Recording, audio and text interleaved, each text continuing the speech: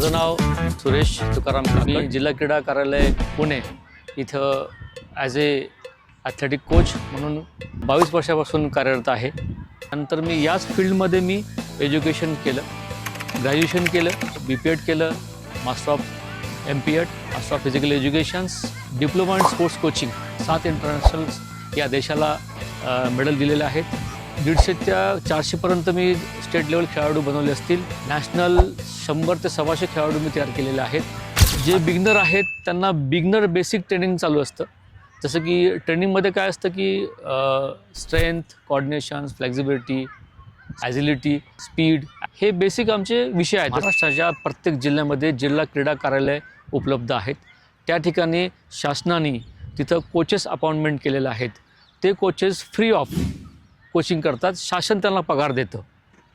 ठीक, त्याच्यामुळे ॲथलेटिक्स असो, जे ऑलिम्पिकमध्ये खेळ आहेत त्याचं प्रशिक्षण जिल्हा क्रीडा कार्यालयामध्ये प्रत्येक जिल्ह्यामध्ये होत असतं. फक्त एवढंच आहे की तुम्ही प्रत्येक जिल्ह्यामध्ये जाऊन, जिथं जिल्हा क्रीडा कार्यालय जिल्ह्यामध्ये जाऊन त्या ठिकाणी आपण जिल्हा क्रीडा कार्यालयामध्ये जायचं, तिथं कुठले कोचेस उपलब्ध आहेत शासनाचे त्यांचा नंबर कॉन्टॅक्ट करायचं, जाऊन त्यांना भेटायचं की मला कोचिंग पाहिजे. ते फिजिकली टेस्ट घेतील आणि त्या मुलाला त्या सेंटरला चालू प्रशिक्षण, मोफत प्रशिक्षण देतील. मिशन लक्षवेध आता महाराष्ट्र गव्हर्नमेंटची ही मोठी स्कीम आहे. शासनामार्फत जिल्हास्तरीय प्रतिभा विकास केंद्र आहे. त्यानंतर विभागीय मिशन लक्षवेध केंद्र पण आहे. मिशन लक्षवेध विभागाला रेसिडेंट आहे. शासन पूर्ण राहण्याचा निवास खर्च संपूर्ण शासन स्पर्धेपर्यंत, स्पर्धेला घेऊन जायचा, कोचिंगला, साहित्य सगळं गव्हर्नमेंट करते. आम्ही तत्परता आहोत, आम्ही बांधील आहोत. आमचं मिशनच ते आहे, खेळाडू घडवणे आणि खेळाडू ऑलिम्पिक लेवलपर्यंत घेऊन जाणे हा शासनाचा उपक्रम आहे आणि आम्ही त्यासाठीच इथं तत्पर खंबीर उभा आहोत. महाराष्ट्र गव्हर्नमेंटनी मिशन लक्षवेध जी अद्ययावत स्कीम काढलेली आहे ती खूप मजबूत स्कीम आहेत. त्या स्कीममध्ये स्टेप बाय स्टेप स्टेज ठेवलेत. जिल्हा स्तरावर जिल्हा प्रतिभा विकास केंद्र आहे. त्यानंतर विभागाला विभागीय प्रशिक्षण केंद्र आहे आणि जिल्ह्याला हाय पॉवर सेंटर असं निर्माण केलं आहे. म्हणजे 3 स्टेप आहेत. आधी जे होते क्रीडा प्रबोधिनी अशी स्टेप होती, फक्त एकच गव्हर्नमेंटची स्टेप होती. पण ती आता तालुक्यापर्यंतून जिल्ह्यापर्यंत, जिल्ह्यातून विभागात आणि विभागातून स्टेट लेवल पण आता स्टेप बाय स्टेप झाल्यामुळे ही मला खूप स्कीम आवडली आहे आणि शासनाचं मी खूप धन्यवाद म्हणतो की या स्कीमचा खूप फायदा गावापासून तर शहरापर्यंत होईल आणि डिस्ट्रिक्ट लेवल ते ऑलिम्पिक लेवलपर्यंत होईल असं मला वाटतं. यामध्ये मी खूप खुश आहे. मला अभिमान आहे शासनाचा आणि या उपक्रमाचा की मला खूप मनापासून आवडतं स्कीम ही. आपल्याकडं फॅसिलिटीज, सब्जेक्ट आपल्याकडं आहेत. मेन मुद्दा आहे की इन्फ्रास्ट्रक्चर.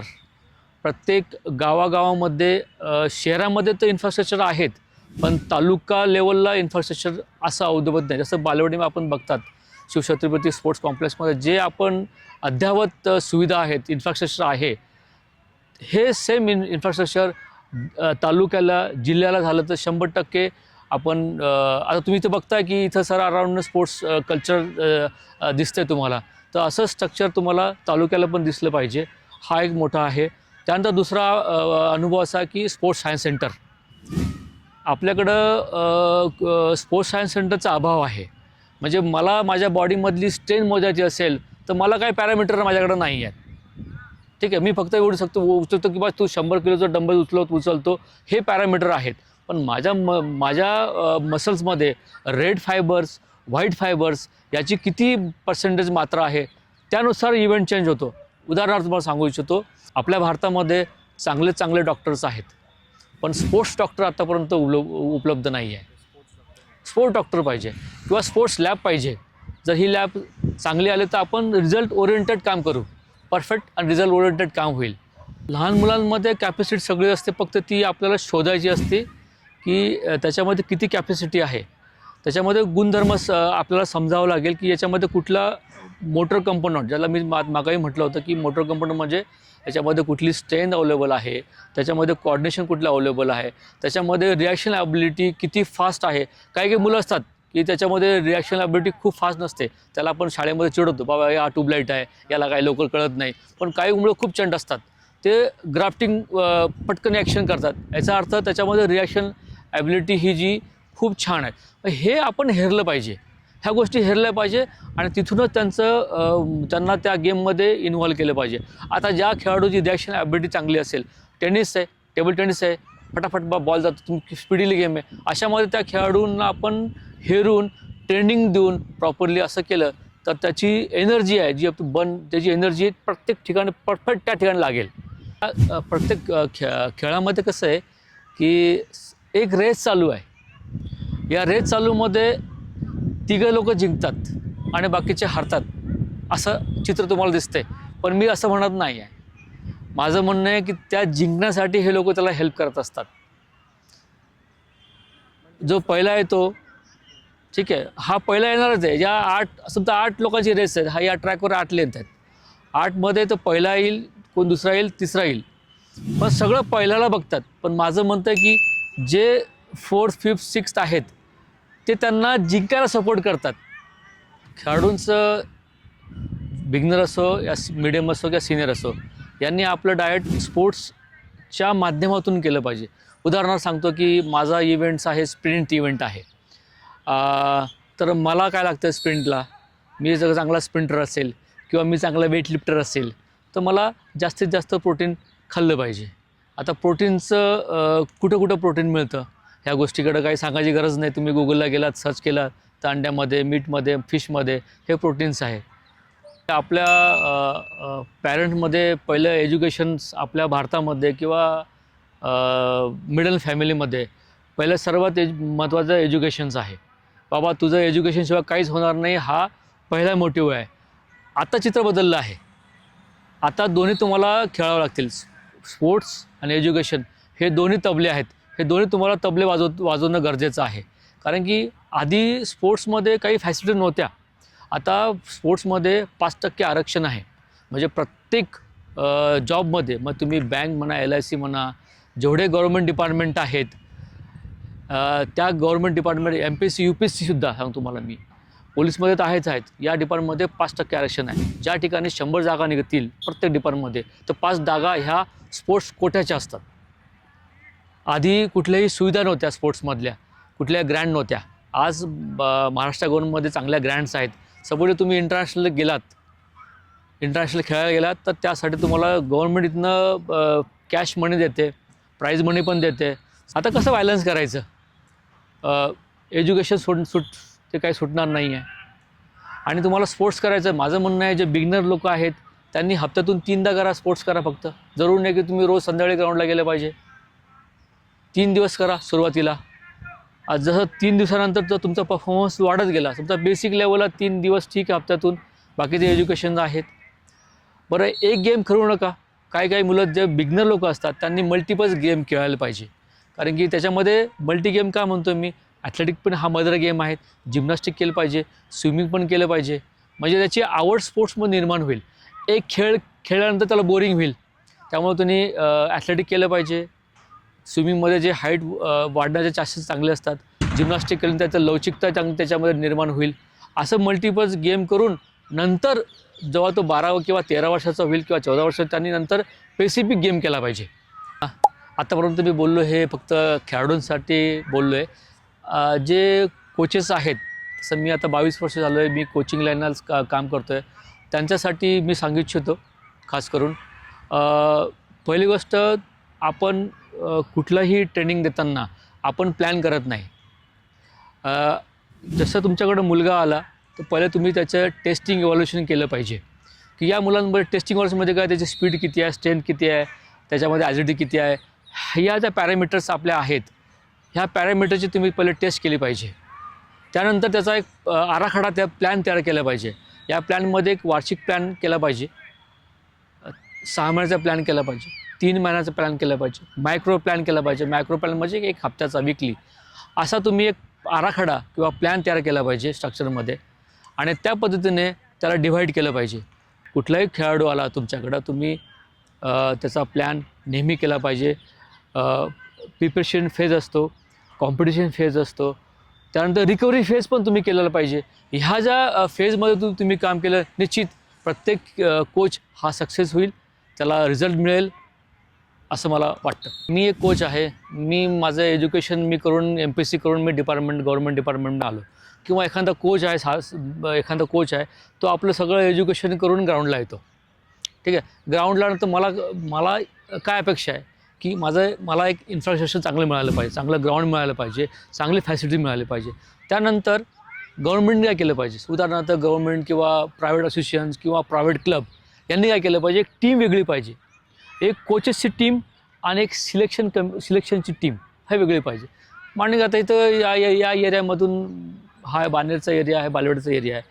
या ठिकाणी आपण शाळेला जाऊन अटॅच झालं पाहिजे. शाळेमधले जे खास चांगले मुलं आहेत त्यांचं टेस्टिंग झालं पाहिजे, इव्हॅल्युएशन. त्यांचं टेस्टिंग करून त्याची एक वेगळी टीम पाहिजे, टेस्टिंगची वेगळी टीम पाहिजे. ती जाऊन प्रत्येक शाळेमध्ये जाऊन बेसिक जे स्ट्रक्चर चांगले मुलं आहेत, हाईट, पर्सनॅलिटी, त्यांची रिॲक्शन ॲबिलिटी, त्यांचं जे मोटर कंपोनंट चांगले खेळाडू निवडायचे आणि ते काय करायचं, काहीच करायचं नाही, ते आणायचे आमच्याकडे कोचेसला द्यायचे. हे बाबा हे घ्या, 50 खेळाडू विद्यार्थी यांना तुम्हाला कोचिंग करायचं आहे. शाळा जवळ आहे, ते मुलं प्लॅन करू शकतो आपण की साधारणतः 3 दिवस या ग्राउंडला ये किंवा हप्त्यातून 2दा आला तर हरकत नाही. स्टेप बाय स्टेप जरूर त्यांनी पुन्हा आपलं आयुष्य इथं घडवायचं नाही आहे, म्हणजे इथे यायचं नाही आहे. एज्युकेशन पण करायचं आहे. हप्त्यातून 2 दिवस यायचं आहे, 3 दिवस यायचं आहे किंवा 1.5 तास आला पाहिजे, जवळच्या एरियामध्ये आला पाहिजे, येऊ शकतो तो. किंवा आमच्यासारखे कोचेस आहेत, चांगले कोचेस आहेत. एका शाळेमध्ये चांगली फील्ड तयार आहे. काही बऱ्याच शाळेमध्ये आजूबाजूच्या परिसरामध्ये चांगली शाळा आहेत. त्या शाळेमध्ये काही शाळांनी चांगलं फक्त फुटबॉलचंच ग्राउंड केलं आहे तयार. काही शाळेमध्ये आता लॉयला बंधू शाळा आहे, इथं त्यांनी आपला सिंथेटिक ट्रॅक वेगळा तयार केला आहे. असा सिंथेटिक ट्रॅक तिथं आहे. तर त्या शाळेमध्ये चांगली मुलं आहेत, कारण शाळेमध्ये जवळपास पण 8 तास असतो. तर अशा वेळेस गव्हर्नमेंटने किंवा शासनाने किंवा प्रायव्हेट क्लबने किंवा शाळेने एक चांगला कोच त्या ठिकाणी नेऊन सोडायचा आहे. किंवा इथे इन्फ्रास्ट्रक्चर आहे, आम्ही तुम्हाला 100 मुलं देतो, चांगली मुलं निवडा आणि या ठिकाणी तुम्ही जेवढा वेळ मिळेल 2 तास 3 तास तुम्हाला कोचिंग मिळेल, तुम्ही कोचिंग सुरू करा. असं झालं पाहिजे. तिसरा पॅरामीटर असा आहे माझं म्हणणं, असं माझं म्हणणं आहे की शाळेमध्ये 1000 विद्यार्थी असतात. त्या 1000 विद्यार्थी पाठीमागे इतिहासाला वेगळा टीचर असतो. म्हणजे स्टाफ बघितला, म्हणजे अकॅडमिक जो स्टाफ बघितला, हा तुम्हाला कमसे 40-50 दिसेल आणि फक्त फिजिकल टीचर असेल एक असेल. हे कुठंतरी पॅरामीटर नाही जमत. म्हणून आपले मुलं इंजिनियर, डॉक्टर सगळं बनतात आणि हा एक टीचर असतो, पण तो सगळ्यांना शिकवत असतो. दुसरं म्हणजे मी जेव्हा शाळेत असताना आमचा क्लास सुटायचा, 50-60 लोकांचा क्लास सुटायचा आणि एकच फुटबॉल असायचा आणि 45 मिनटं फक्त खेळायला वेळ मिळायचा. मला वाटतं की तो 45 मिनटामध्ये फक्त मला एकदाच बॉल मिळायचा मारायला. तो पण मी त्या बॉलला पळत पकडून मारायचं. तो माझ्याकडे यायचाच नाही, पण मी त्याच्याकडे जाऊन एक फक्त किक मारायचं. हे डिफरंट थिंग आजही आहे. हे कुठंतरी बदललं पाहिजे. म्हणजे शाळेमध्ये जेवढे खेळाडू आहेत ग्राउंडला त्यांच्याकडे प्रत्येक बॉल असला पाहिजे. त्यांचे पिरियड वेगळे झाले पाहिजे. तिथं कोचेस फक्त एक असतो, तो टीचर असतो. त्याला पण अकॅडमीचा एखादा पिरियड दिलेला असतो, इतिहास किंवा भूगोल किंवा मॅथ दिला असतो. असं झालं नाही पाहिजे. ग्राउंडवर तुम्ही एक कोच त्या फील्डचा दिलाच पाहिजे. असिस्टंट कोच किंवा कोच 2-3 कोच असले पाहिजे आणि त्यांचं ट्रेनिंग तिथं 45 मिनटं जरी झालं ना भरपूर आहे. जरूर नाही की प्रत्येक तुम्हाला जाऊन मोठं कोच कर. 45 मिनटं खूप आहे. बेसिक एक स्किल तुम्ही शिकवली, फुटबॉलची किंवा ॲथलेटिकची किंवा टेबल टेनिसची एक स्किल तरी शिकवली, तरी तो कमसे कम या एका वर्षात किंवा 10 कारण बेसिक काय, एकदा खेळाडू तिथं म्हणजे एखादा विद्यार्थी शाळेमध्ये गेला तो पहिलीपासून 10वी पण त्या शाळेत असतो, 10 वर्ष असतो. खूप मोठा स्पॅन आहे. किंवा एखादा खेळाडू 10वी ते 12वी ते खूप मोठा स्पॅन आहे, 12 वर्ष स्पॅन त्याला मिळतो आणि त्याला चांगला कोचेस मिळाला तर डेफिनेटली तिथं स्पॅन हळूहळू तो. आणि स्पोर्ट्स हे साधारणतः 12 ते 14 वर्षानंतर चांगलं सुरू होतं आणि तो त्या ठिकाणीच सुरू करू शकतो. पण बेसिक जे आहे हे 10 ते 12 वर्षाच्याकडे मिळतं शाळेला आणि त्या ठिकाणी जर कोचेस मिळाले तर 100% हे परिवर्तन झालं ना, 100% आपण 2036च्या ऑलिम्पिकला आपण खेळणार आहोत. बाहेर कंट्रीमध्ये मी बरेचसे अभ्यास करतो, बरंच वाचतो, बरेच व्हिडिओ बघतो. मी ते सांगितले. आता चायनाने 2008चं ऑलिम्पिक बघितलं तर अमेरिकेला डावलून त्यांनी सगळ्यात हायेस्ट मेडल मिळवले आणि त्यांचं ऑर्गनायझेशन 2008चं ऑलिम्पिक बघितलं तुम्ही तर टिम्बरेल्स तुम्ही बघा त्यांनी खूप परिवर्तन केले आहेत. तर हे परिवर्तन का झालं आहे? ऑफकोर्स बजेट खूप मोठं आहे, बजेट पाहिजेच, कारण की जसं शालेय एज्युकेशनला बजेट आहे, जसं शालेय एज्युकेशनला बजेट आहे तेवढंच फक्त स्पोर्ट्सला मिळालं तर काफी आहे. मी हे म्हणत नाही किती पर्सेंट मिळालं पाहिजे, किती मिळू नये, हा ते धोरण वरचं धोरण आहे. पण जेवढं एज्युकेशनला अनुदान मिळतं किंवा बजेट मिळतं तेवढं स्पोर्ट्सला मिळालं तर काफी होईल. आणि इन्फ्रास्ट्रक्चरला जेवढं इन्फ्रास्ट्रक्चर तयार होईल तेवढं आपल्याला बेनिफिट मिळत जाईल. आता चायनाने हेच केलं, प्रत्येक शाळेमध्ये त्यांनी कोचेस टाकले, त्यांनी काही बदल केला नाही. मी जे पहिलं आधी बोललो आहे की फक्त एक शाळेमध्ये जाऊन चांगले कोचेस टाकावे शासनाने, गव्हर्नमेंटनी, किंवा शाळेने एक चांगले कोचेस अडॉप्ट करावे, किंवा आणि सगळं गेम नाही खेळायचे, 1-2-3 गेम शाळेने काय आपल्याकडे कुठलं ग्राउंड अवेलेबल आहे त्या ग्राउंड निमित्त तेवढंच कोचेस, तेवढंच एज्युकेशन, तेवढं सगळं फील्ड तयार केलं, डेफिनेटली आपण चांगले स्पोर्ट्समॅन घडू आणि डेफिनेटली चांगला बदल होईल असं मला वाटतं. Okay, thank you.